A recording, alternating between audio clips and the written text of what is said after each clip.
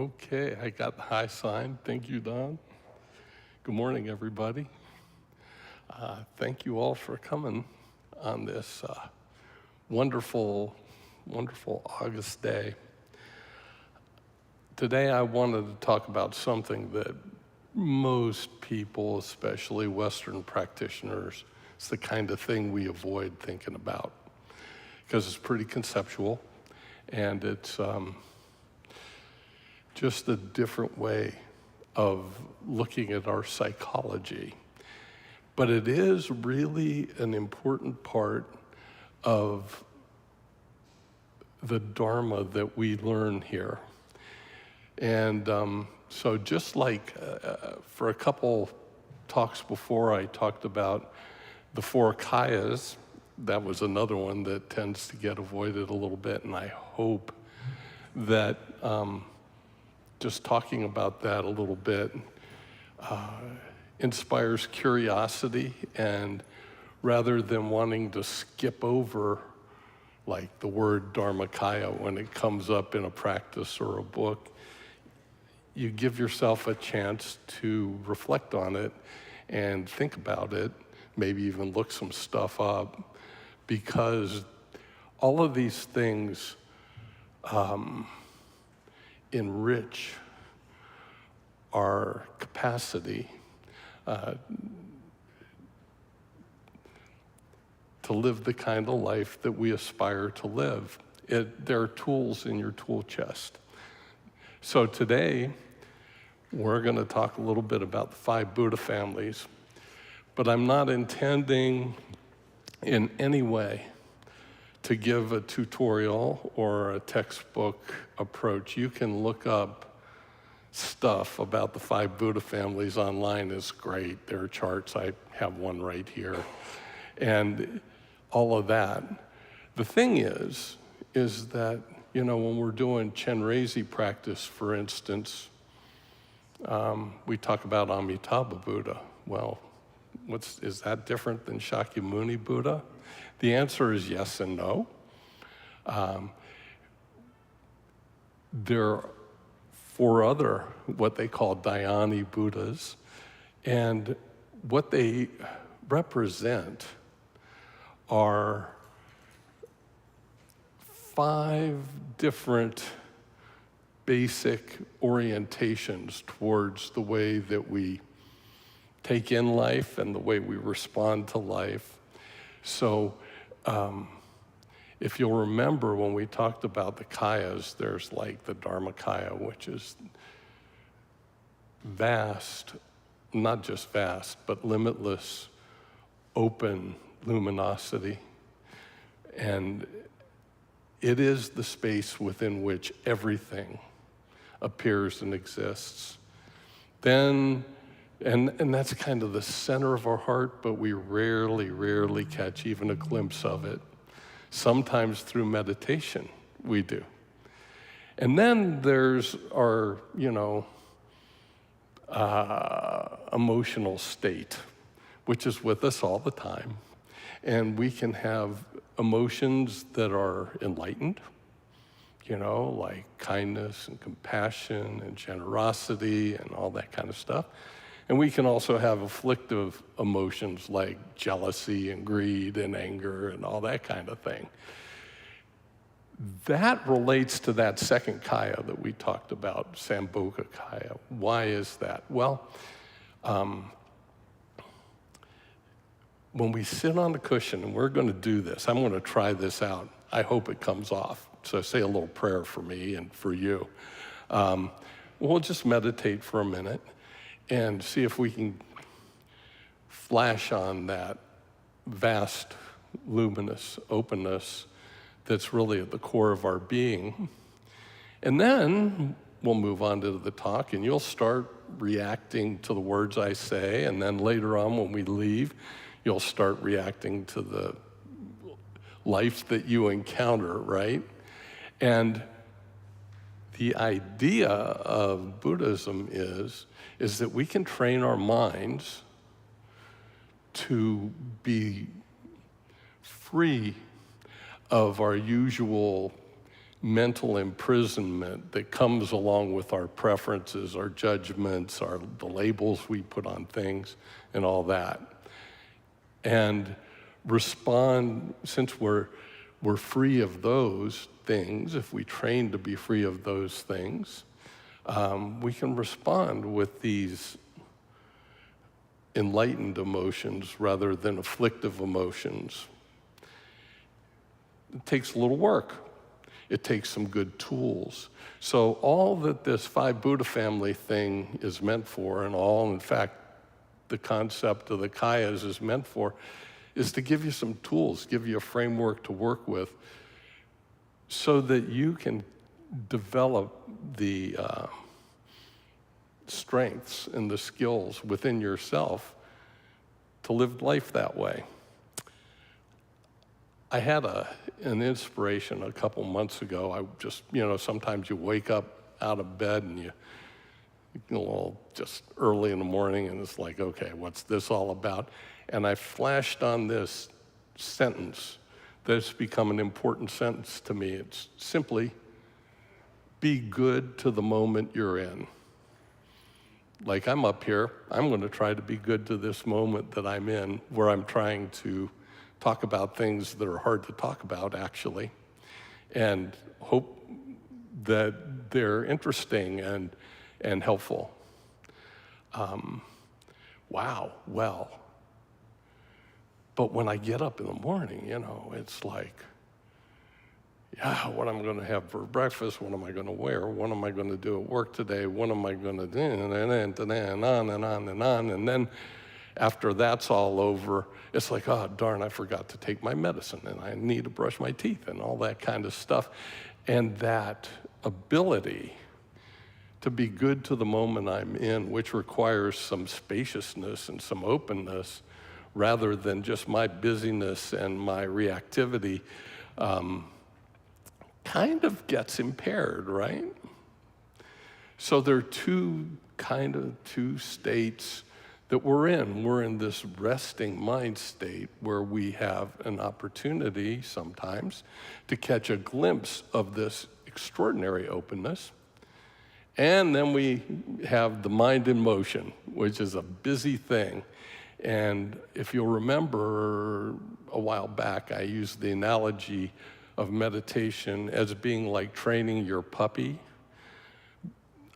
I don't like the monkey mind thing as much as the puppy mind thing.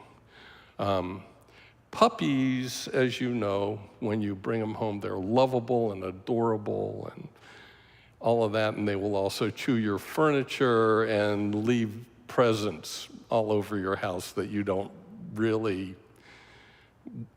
wish you didn't have, and so forth.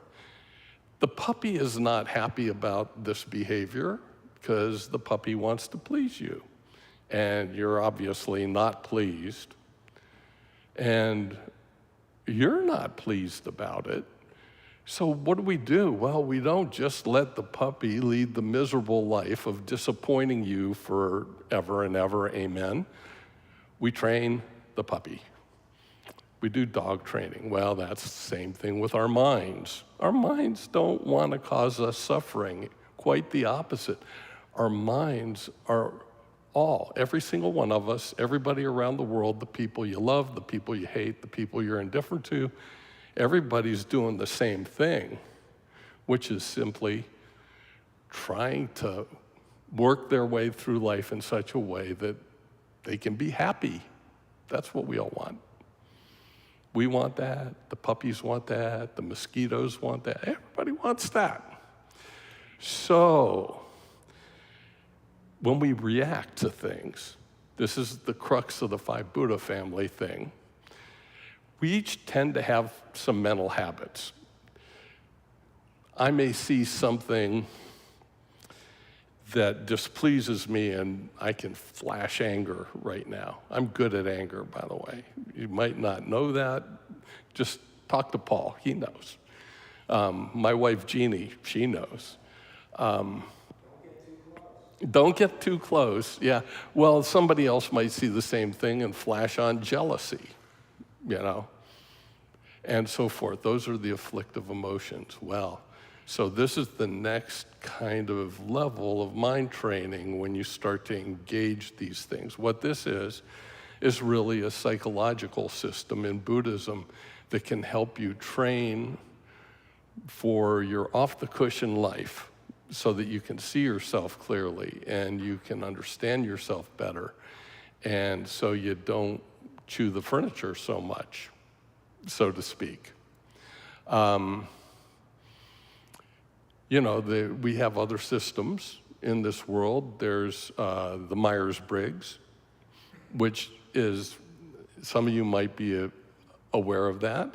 It's like a psychological test you can take that can help you understand what you're at home with, whether you're at home being an introvert or an extrovert, and so on and so forth. There's another tradition that's very close to this one called the Enneagram. It also arose as a psychological system in the Far East, and mostly is taught coming out of the Sufi tradition, which is wonderful. They make good poetry, by the way. If you're looking for good poetry, if you just need a moment, a poetic moment, look up some Rumi or some Hafiz. You'll love it. It's wonderful. So they had that system. We have this one, and it's really profound, and I've found it really helpful. So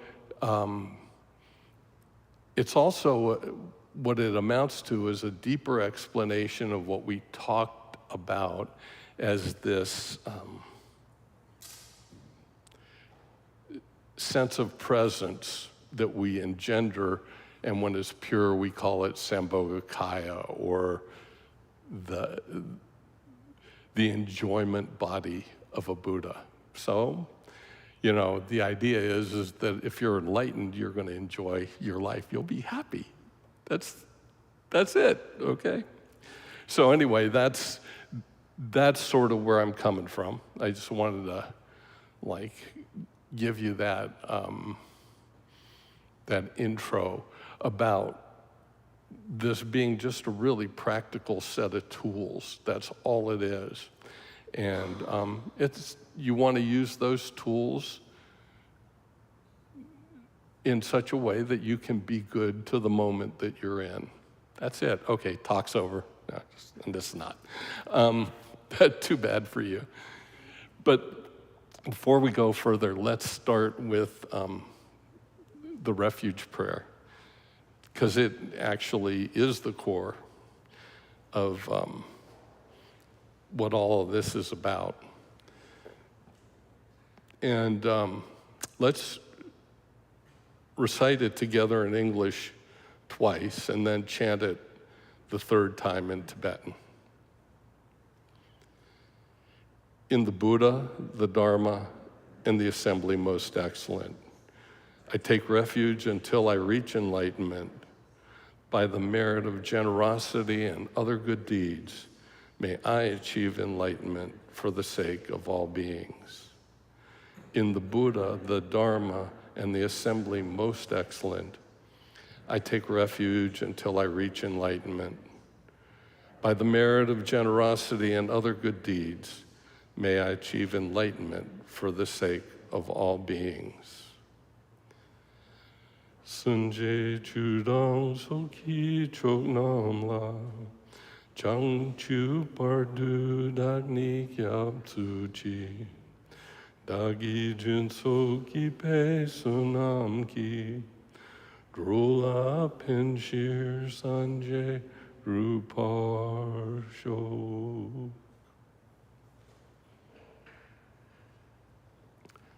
Thank you. So,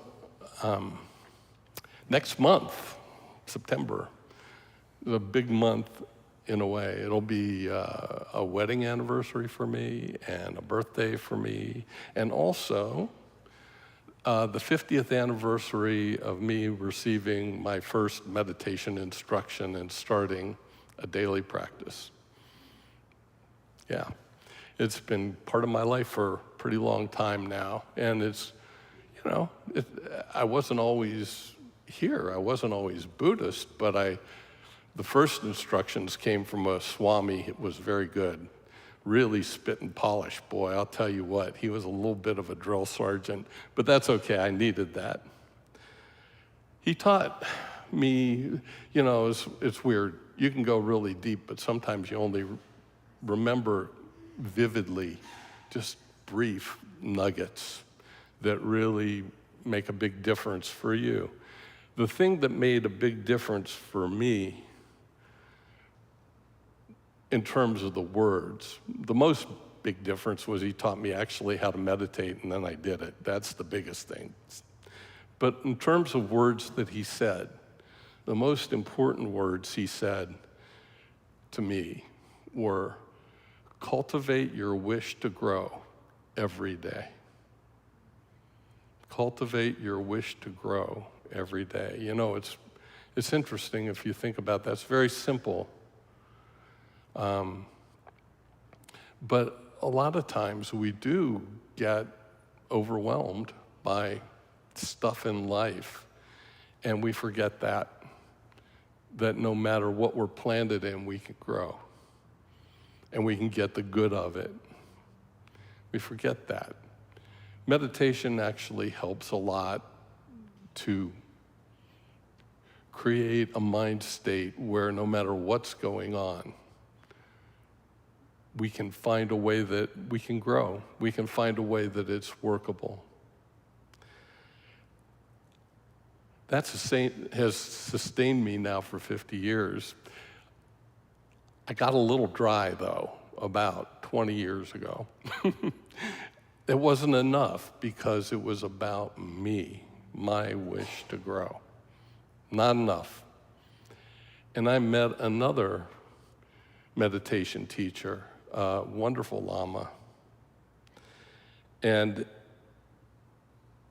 I got to talk to him, and he said to me, be motivated by the benefit of all beings and dedicate the merit of your activity and your practice for the benefit of all beings. And then, all of a sudden, it dawned on me, I have to grow, but not just for me, not just so I can be perfect and powerful and whatever, establish some kind of heaven on earth or something for myself, but that is a little diluted. And especially in the West, we get stuck in that. We're very self-centered. And what he was telling me, it's really important for me to show up for everybody, not just for myself. And that enriches things a whole bunch. That's the basis of a whole bunch. That's why in this tradition, we always start every single practice with an altruistic motivation, that we're gonna do this, what we're about to do, for the benefit of all beings. And we try to practice properly or the best we can. And then we dedicate the merit of the practice for the benefit of all beings. It's really important, because what are we doing there? We're training the puppy. That's what we're doing there. We're training the puppy in how to see reality as it actually is, which is interdependent and connected. And that's important. So, maybe somebody was looking through the door. I think that I scared them off. Anyway,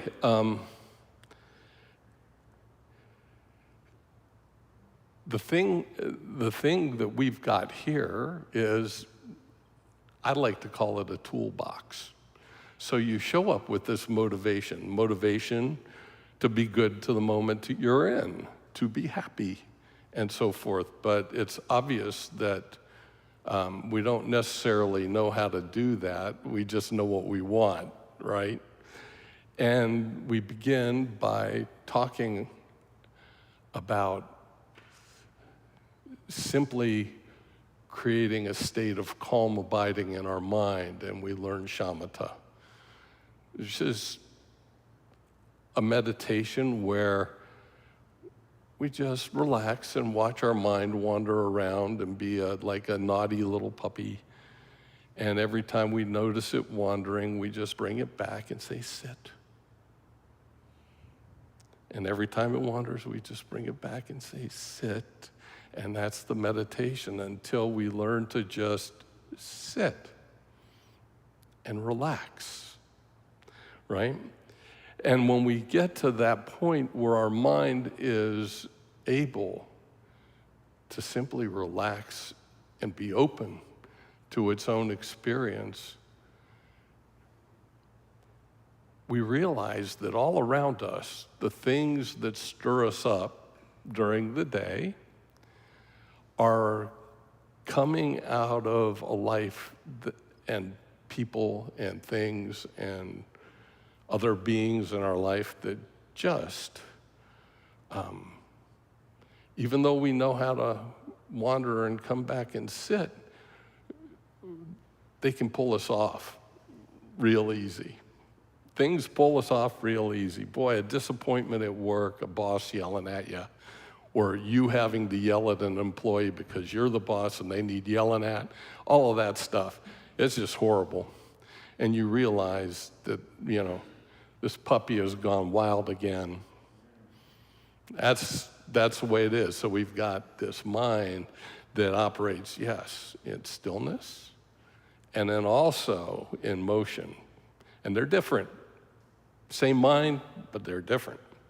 And understanding the 5 Buddha families helps us get used to this idea that we have a kind of, when that happens, I tend to have this trigger, this reaction. Things just go off, right?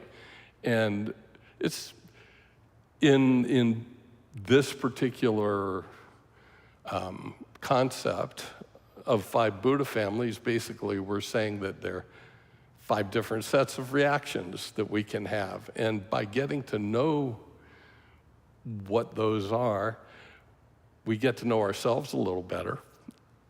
And we get to know others a little better because they're going through the same thing we are. They've got their triggers and their reactions and so on and so forth. And once we get to know them better, guess what can happen? Compassion can happen. As we recognize the pickle that we're in, the pickle they're in, we can have a little compassion for ourselves, and we can have a little compassion for others. That's the object of the exercise. That's how we learn to be good to the moment we're in, right? So the Buddha Dharma is trying to just help us do that.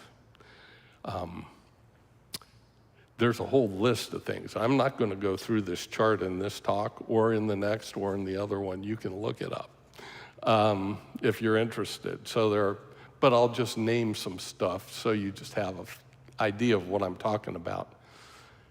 There are 5 families. They all have different colors. This is really interesting, okay? So there are different colors and different elements and different realms and different parts of the Eightfold Path and all that they relate to.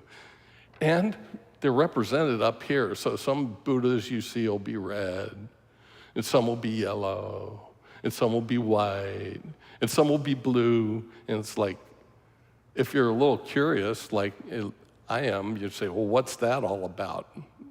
What's that all about? This is what that's all about. It's trying to help you when you're doing a practice, work on this particular set of stuff. So there is the Buddha family, and there's the Vajra Buddha family, the Ratna Buddha family, the Padma Buddha family, and the Karma Buddha family. So the Buddha family is kind of the center. It relates to you yourself. The Buddha, you don't have to remember all this. I'm just going through it to give you a kind of a feel. It relates to ignorance and wisdom. So each of these Buddha families, this is really interesting. You've got an afflictive emotion, and then What they're saying is if you practice and you drop the causes and conditions that bring those afflictive emotions up, right? What's left is a particular form of wisdom, okay? So in the case of the Buddha family, the Buddha, you don't have to remember this, is Virochana, and it relates to you, and so it's the main afflictive emotion that it's all about is ignorance, and that's us.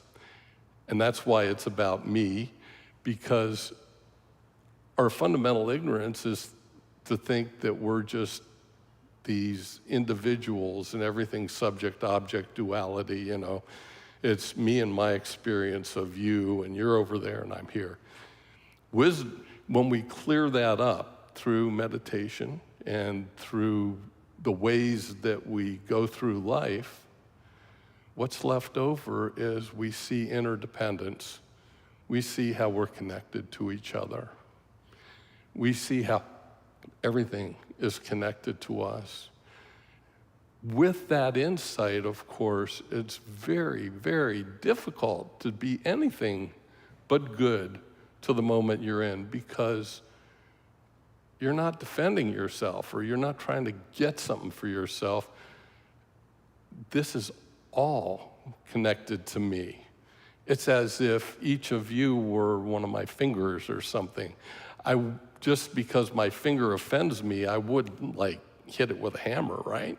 No. I would try to take care of my finger in such a way that I felt better about my finger. And that's the way that works. So there's a whole bunch of practice that's about helping us gain a direct experience that's below the me part of life, which is what I mentioned that we wake up to in the morning when we're worried about a lot of me stuff, okay? So it's good to meditate first thing in the morning, and just, of course, it's natural that that comes up, but also you don't have to take it as reality, which is what we mostly do. You can just say, oh, yep, I got to take care of that, and you take care of it and you let it go. And that's not what the core of your moment or your life is. You don't sit there and worry that you forgot to wash your hair, you know, when you're halfway through your day, and think about, I mean, what use is that? It's crazy. So anyway, a lot of us have that kind of mental fixation, right? The Vajra family, really, really cool Vajra family. And I mean cool, it's one of the characteristics, it's a little cold, a little cool. Usually has, Vajra means indestructible. It's a Sanskrit word, okay? So,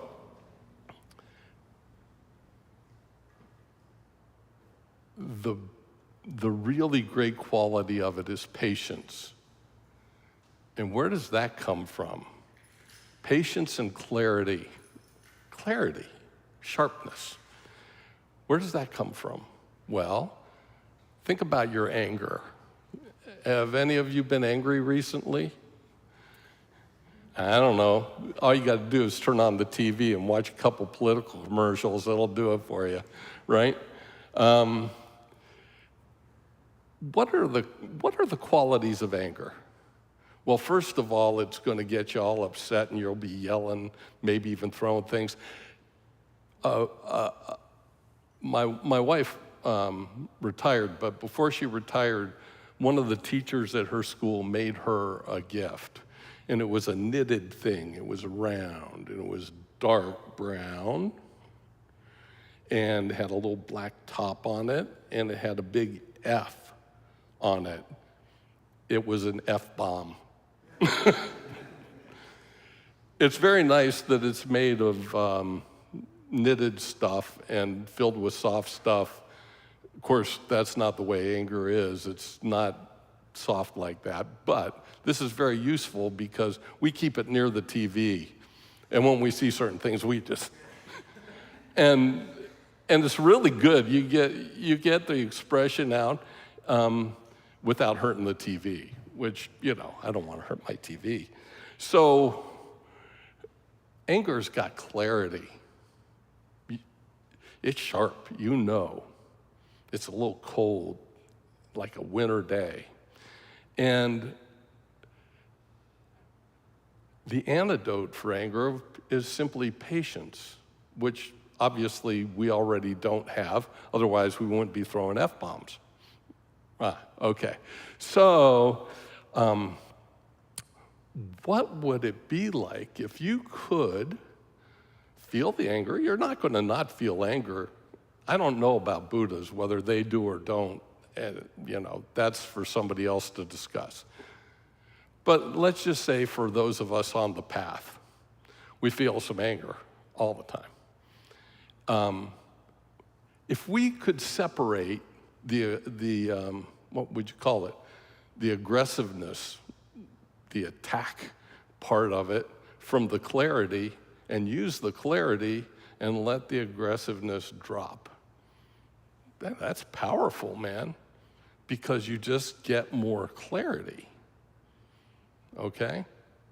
So that's just an example. That's an example of what this 5 Buddha family thing means. This is what we're working with. We're realizing that these afflictive emotions are a composite of both a wisdom component and an affliction. The affliction comes from our reactivity. It comes from our preferences.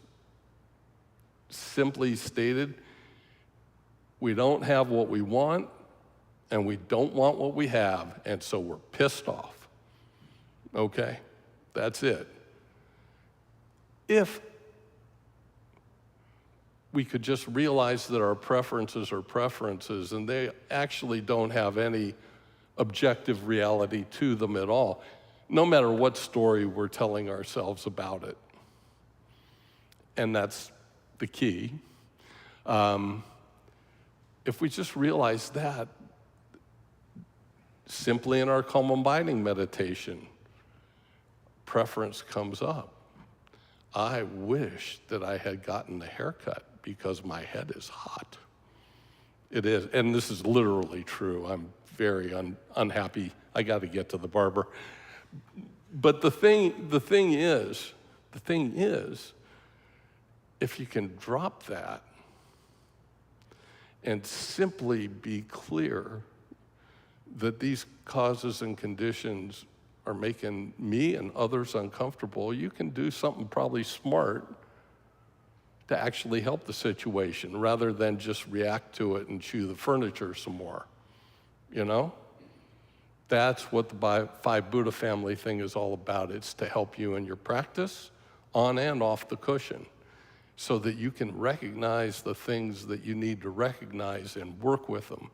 The whole idea is, in Buddhism, is that everything is workable, okay? That's the whole idea, and this is a tool to work with. So, the other Buddha families are Ratna, which is usually yellow or gold, and that's all about the afflictive side is greed and wanting stuff just to have stuff. I like to collect stuff. I want stuff, right? The other side of that, the wisdom is, once you realize, we've all bought a lot of stuff, right, in our day? Everybody. Rich, poor, and indifferent. We all have more stuff usually than we can possibly need or use. The opposite side of that is literally equanimity, where you realize that this stuff and this stuff are just stuff. I don't have to say this one's so great and this one's so bad. I don't have to do that. And I don't have to possess that. I can appreciate it all. everything that appears and exists arises from causes and conditions. That's what the Buddha taught. And they have qualities. And I can begin to have insight into qualities. So as the Ratna family is all about this, prying ourselves loose from needing all the stuff we think we need and the stories we tell ourselves about that, and simply being at peace and appreciating it all. It's not that you shouldn't have stuff, it's just appreciate it rather than possess it. The Padma family, the red one, like Amitabha, that's Amitayus over there, who is like same thing, just a different depiction. That's about, how we just get so magnetized for another person, somebody sexy or something else. And out of that desire, we kind of lose track of ourselves. We even lose track of the object of our affections. We don't know who they are. We've just projected all this stuff on them. Anybody who's been in a long-term relationship knows that. I got married in my 20s. I didn't marry Jeannie. I married my projections, right? I figured that out by the time, and she did the same thing. We figured that out by the time we were around 30, I guess. Took a minute. There's that honeymoon period. And at that point, things either fall apart or they get way better and way more interesting.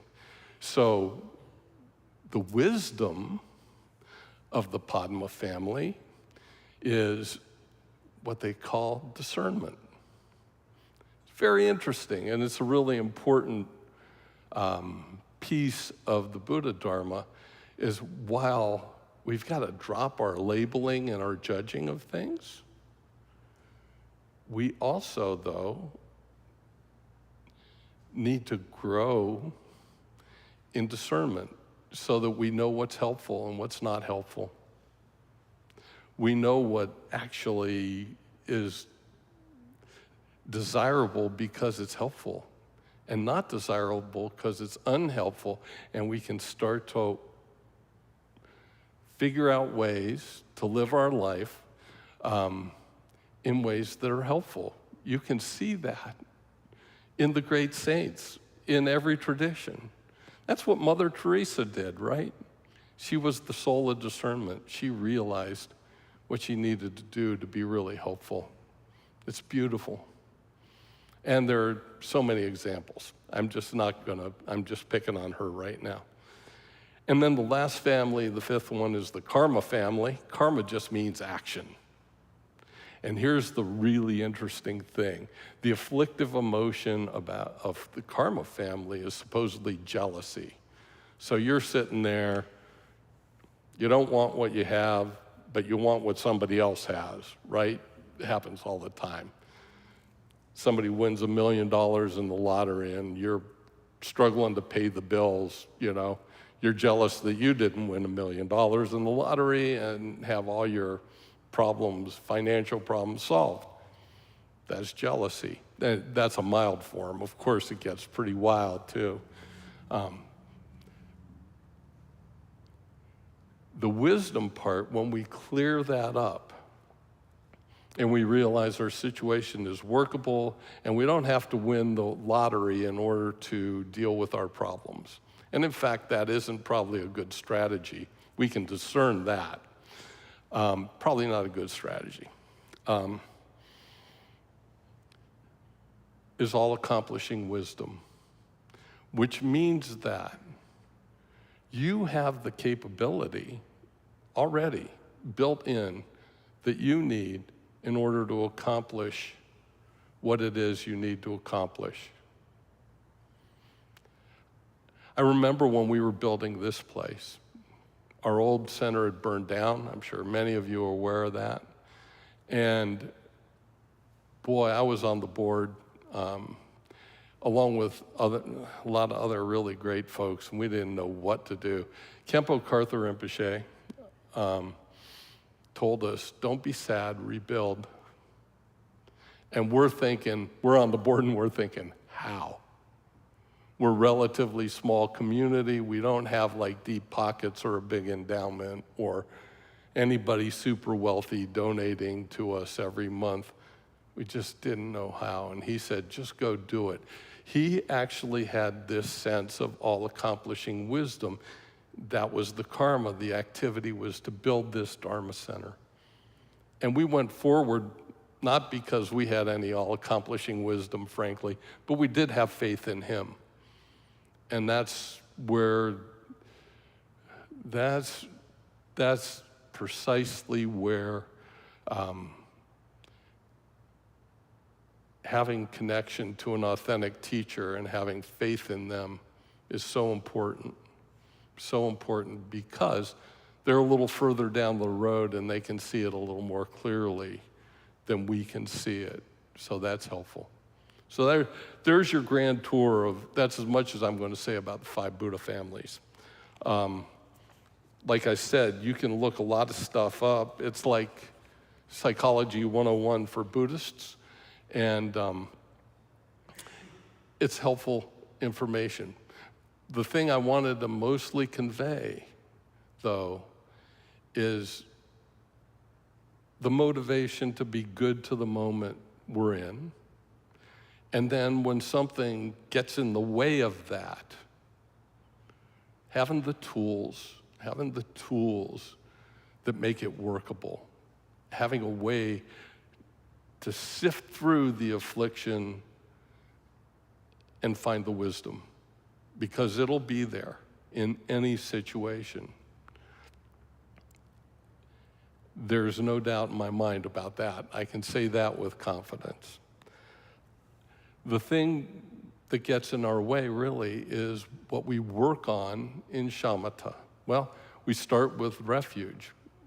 In refuge, we simply are saying, okay, normally I take refuge in what I like and avoid what I don't like. Unfortunately for me, that has to do with judgments and labels and preferences that always end up triggering me or somebody else in a dynamic situation. So when we take refuge in the morning, we're saying, I'm going to let that go. I'm going to let that go today. I'm going to take refuge in enlightened mind. Which is to say, in every situation I'm in, these 5 wisdoms are there. And I can find them, I can call on them, I can use them. Got to know what they are, but I can. So I take refuge in Buddha. I take refuge in Dharma, the teachings, because actually they're the way in. The Dharma is a little bit like if you have a play set that you're going to put together in your backyard and you're going to screw it together instead of use nails, because nails, as you know, when the wood softens and warps and changes over time, they'll come out, and kids playing on the nailed together set in the backyard, could catch themselves on the nail and get hurt. So you screw things together, right? So, if you need to do that, that's wisdom. As knowing that is not causing harm. Well, you're going to need a screwdriver.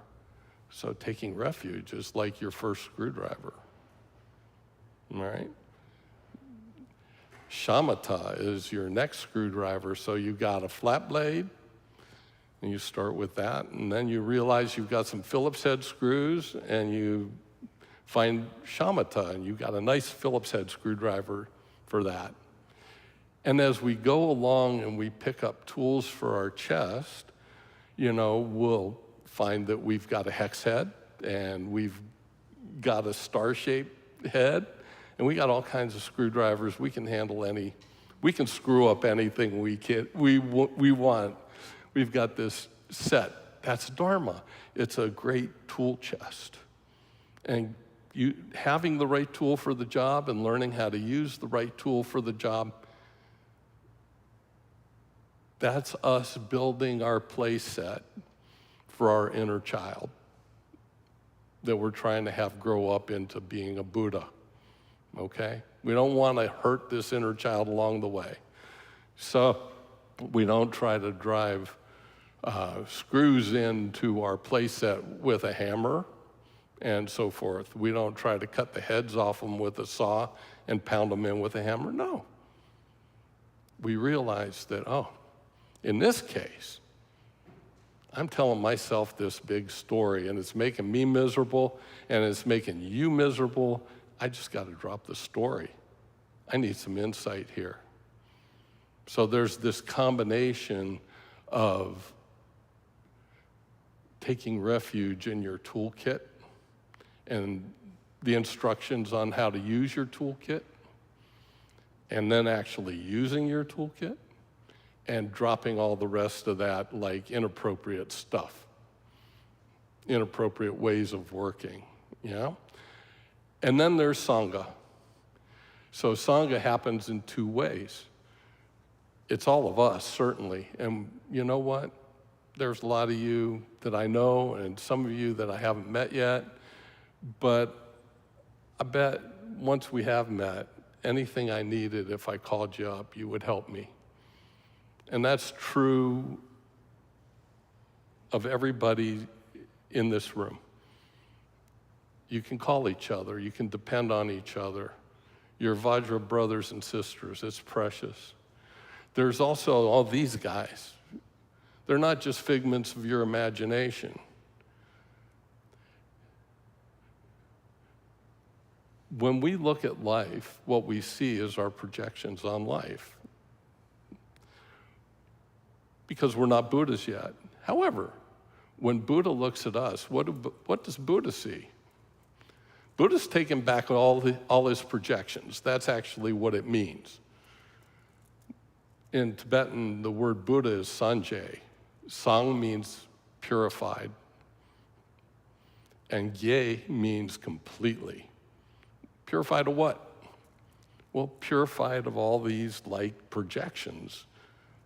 Buddhas see things as they are, and they look at us, and they see our Buddha nature, our potential to be Buddhas. And they try to inspire our wish to grow and teach us that we do this for the benefit of all beings without exception. That's what Buddhas do.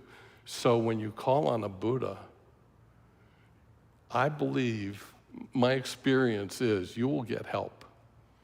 You will get help. And it may not be what you were expecting, but over time, you'll be able to look back on that and see it was exactly the right thing for this process that we're in to uncover our own Buddha nature. And that's why you're here. That's what a Dharma Center is for.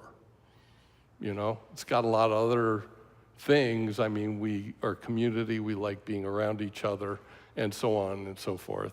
Got a really good library and all kinds of other things, but what we're really here for is to take another step on our path to happiness, to liberation. That's why we're here, and we're doing it together. So,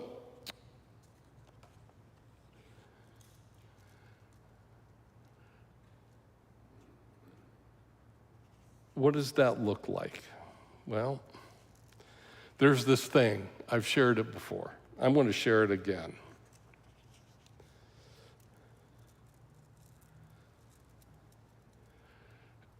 It's called The Poise of a Dying Man by a great Chinese master named Su Yun.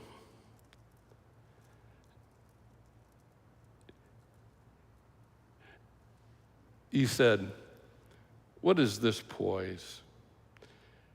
It's the poise of knowing what's important and what's not, of being accepting and forgiving. Anyone who has ever been at the bedside of a dying man will understand this poise. What would the dying man do if someone were to insult him? Nothing. What would the dying man do if someone were to strike him? Nothing. As he lay there, would he scheme to become famous or wealthy? No. If someone who had once offended him were to ask him for his forgiveness, would he give it or not? Of course he would. A dying man knows the pointlessness of enmity. Hatred is always such a wretched feeling. Who wishes to die feeling hatred in his heart? No one. The dying seek love and peace. I got news for you. We're all dying. And yet, that's the very thing we push away. We don't want to look at that. Getting older, getting fatter. Oh my God, I was a swimmer in college. My God, I was like, no wonder she married me. I was Adonis, it's like, not anymore. She was hot, I was hot, we were all hot, it's all great. That's gone. Was it important? No. It was fun. Sure, it was fun. And we enjoyed it. That's fine. But really, that's the ephemeral stuff. And that's the ephemeral stuff is what we build our stories about. So right now it's like, do I have enough money to retire? Or, whatever that stuff is. Dharma is teaching us that these things, sure, they're there. Nobody's saying that's not there and not important in the moment. But it's not what lasts. And it's not at the core what will make us happy. However, telling the stories we tell ourselves about it, whether they arise as ignorance or as anger or as greed or as desire or as jealousy, all those stories simply add to our unhappiness. And Dharma is here to say, oh, here's meditation practice that works directly on that. Doesn't run away from it, it works directly on that. And as we work our way through it, we start to be able to drop our story a little better because we're taking on the story of our ultimate nature, our Buddha nature, where we're actually going, no matter what the circumstances are. That's why for some, like one of my favorite lamas, Garchen Rinpoche, who was trapped in a Chinese jail for like over a decade. I forget exactly how many years, and they would torture him for doing practice and stuff like that. When he came out, finally was liberated, they asked him what the most frightening thing was. For some of us, we might have said, well, since they broke my feet to torture me, that was frightening. I was afraid I wouldn't be able to walk again. He didn't say that. And they did break his feet. He said, I was afraid that I might lose compassion for my captors. That's a direct quote. That's something he told me personally. And I realized, he has that poise.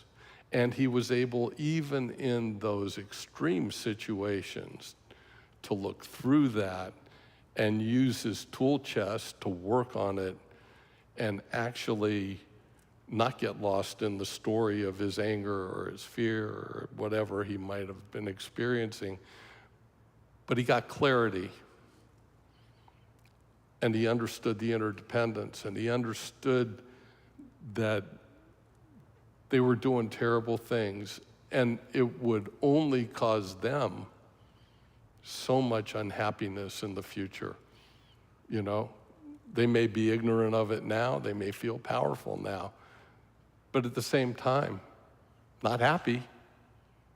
I think this political season really makes all that pretty obvious. There are people with a lot of power that never ever look happy. Have you noticed that? And they just go out doing that really publicly, like we want to emulate them.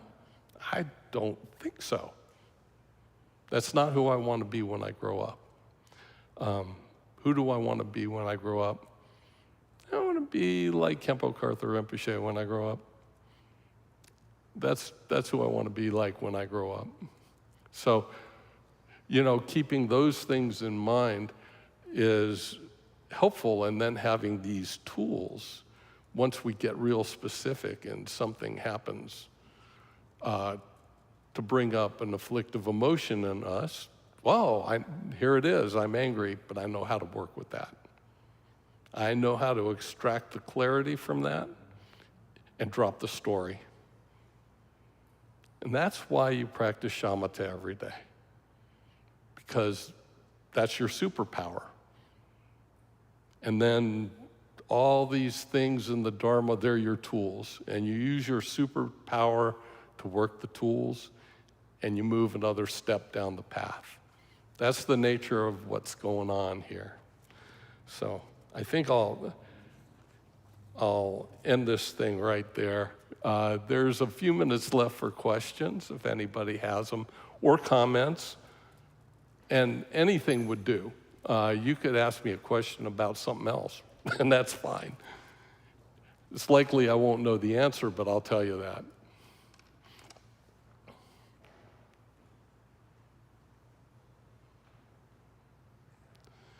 Thanks, Eric. Hey, Chuck, great to see you.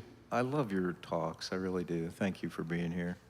And I like the focus on the Buddha families. That early on in my exposure to Dharma, that was one that really captured me or attracted me. Just the idea that, within the afflictive emotion, there was like a seed of intelligence, and that it's like potential for perpetual motion machine, right? I got plenty of anger, I got plenty of jealousy, so it's fuel, it could be fuel, The thing I wanted to ask you today, I couldn't resist asking a question today. Another thing that was important to me early on was that Buddhism was non-theistic, right? Yeah. And actually, as I've gotten older, I find myself more comfortable with the idea of Buddhist prayer. At first that seemed alien to me because the emphasis early on was a lot of shamatha practice. But the thing I wanted to ask you today is, you mentioned as part of your talk the idea that we can ask Buddhas and Bodhisattvas for help. Yeah. And in your experience, we get it, right? Mm-hmm. How is that different, or is it different from, a theistic religion, and the idea of, asking God for help? That's a really great question, and I have probably an answer, but it's maybe not great. So I'll try. I think the thing the Buddha taught was that you have Buddha nature. So in a sense, when Buddha looks at you, he's saying, I am that. And then on the other side, when we're looking at Buddha, you're saying, oh man, I'm not that. I got a long way to go, right? In Buddhist prayer, we're not actually acknowledging that we don't have something that we have to get. We already have what we seek. We just can't find it. And Buddha sees it clearly and will help us find it. So we talk to him. And you can call that prayer, you can call it conversation or supplication or whatever you want to call it. That's just a label. In theistic prayer, generally the view is completely different. The view is depending on how extreme the theism is, I'm really no damn good, but I can be saved. I need a blessing or a boon, from somebody to come into me in order to save me. So that's a really important qualitative difference. When we're praying, we're saying, please help me learn to be good to the moment I'm in. How do I be a Buddha in this moment? It's not like a prayer for some boon that doesn't exist. So that's the difference. It's a different kind of relationship. That seems to me to be the difference between, some people talk about dualism and non-dualism, and it gets confusing. The critical difference to me is simply when you're looking out, when I look at you and I say, I am that, and I recognize that you have a question, I have questions too, we're together in this. That's different than being a person who would wait for your question and have all the answers. Same thing with our relationship to Buddha. So it's different than a relationship to God. In a relationship to God, it's mostly, I got nothing here.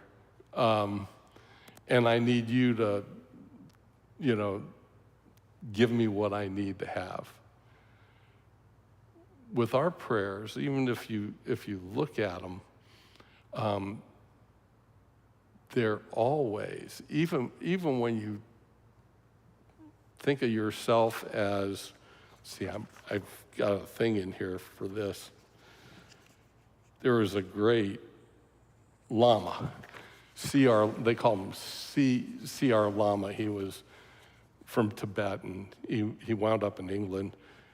And he once said of himself, I am liar number one and cheater number one. And James Lowe, who was his kind of main student, said, this is a very important teaching. Once you know how you lie to yourself, once you know how you cheat yourself, you have the beginning of true practice.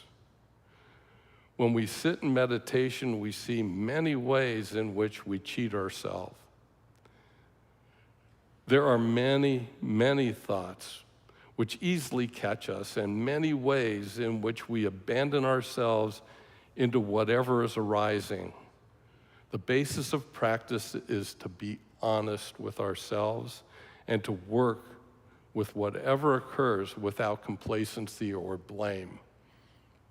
So in this case, it's kind of like you can recognize where you're at, just even in the grittiest of ways.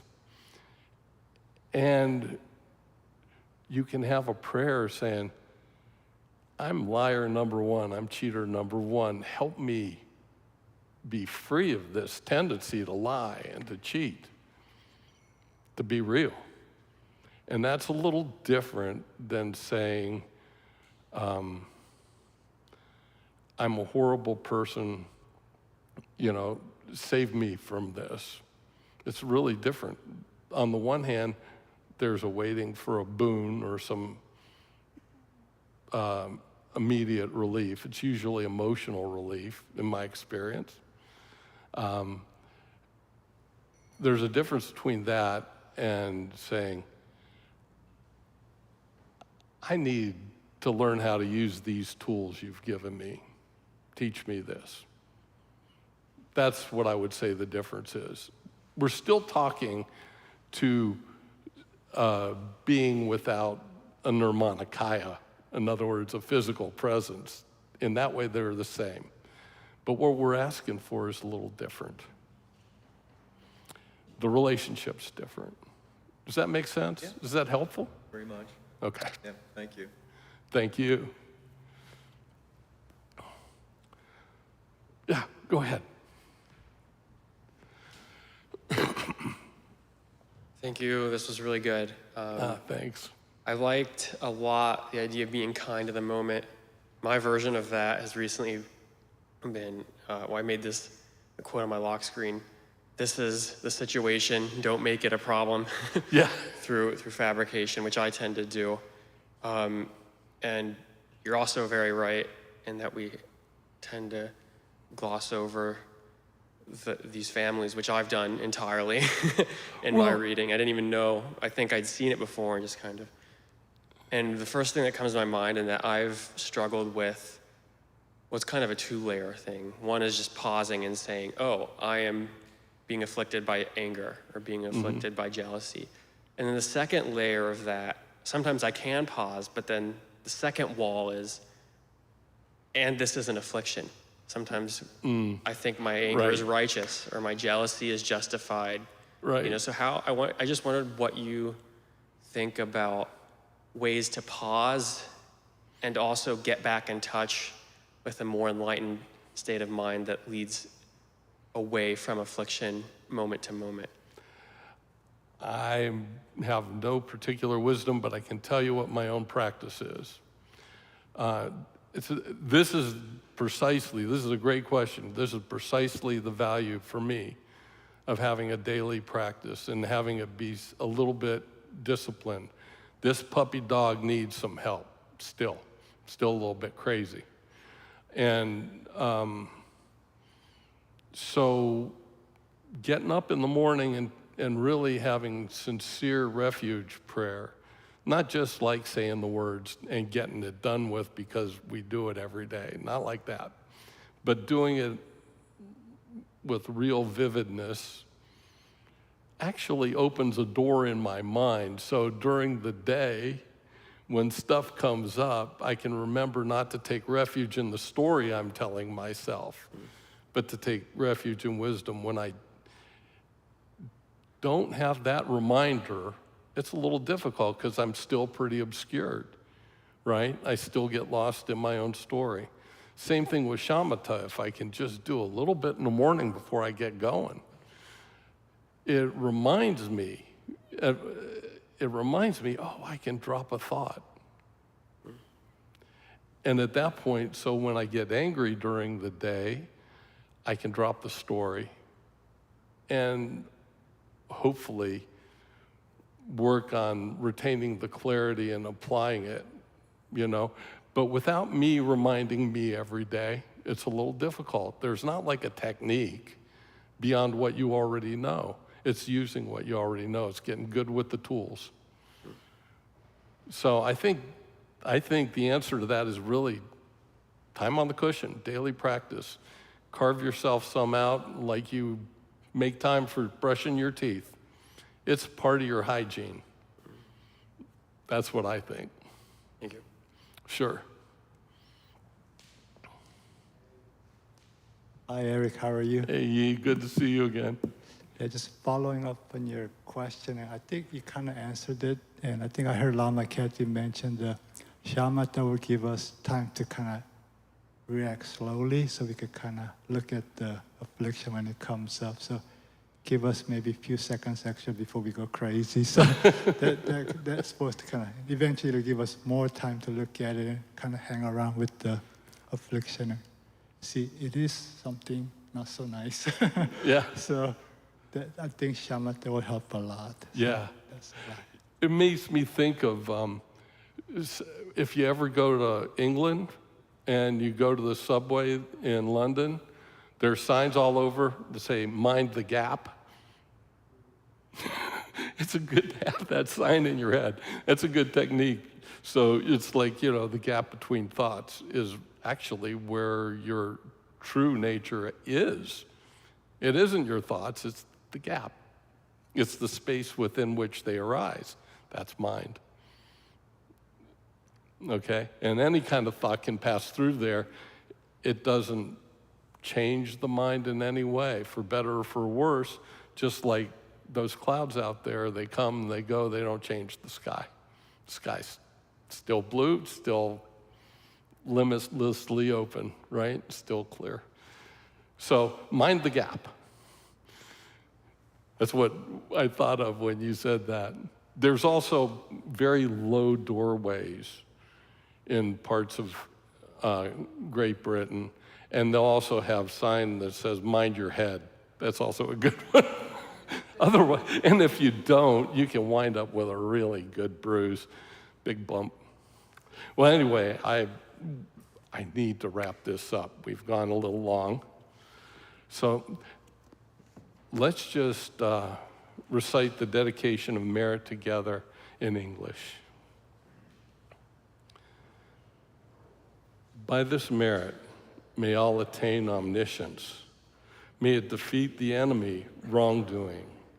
From the stormy waves of birth, old age, sickness, and death, from the ocean of samsara, may I free all beings. The courageous Manjushri who knows everything as it is. Samantabhadra who knows in the same way. And all the bodhisattvas that I may follow in their path, I completely dedicate all this virtue. Thanks, everybody. Thank you, Don.